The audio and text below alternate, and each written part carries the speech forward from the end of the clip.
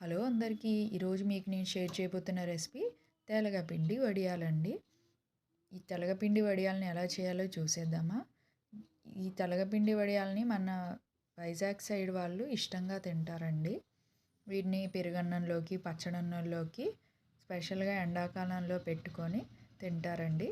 దీన్ని ఎలా చేయాలో చూసేద్దామా? దీనికోసం ముందుగా మనం నువ్వుల్ని ఆడించాక మిగిలిన పిప్పిని ఎండలో ఎండబెట్టి ఒక చెక్కలాగా అమ్ముతారండి. మేమైతే ఒక పావు కిలో చెక్కను తెచ్చేసుకున్నాము. పావు కిలో చెక్కను తెచ్చేసి దీన్ని చిన్న చిన్న ముక్కలుగా చేసుకోవాలండి.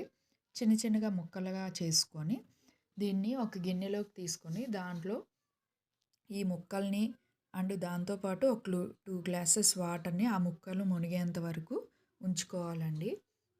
దీన్ని ఈ ప్రాసెస్ ఎలా చేయాలంటే ఈరోజు మార్నింగ్ నానబెట్టామంటే మరుసటి రోజు మార్నింగ్కి అది మనకి మెత్తటి పిండిలాగా రెడీ అవుతుందండి.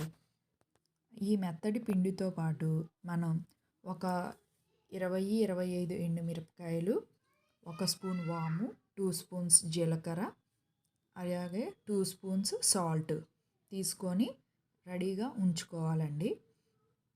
రెడీగా ఉంచుకొని వీటిని మనం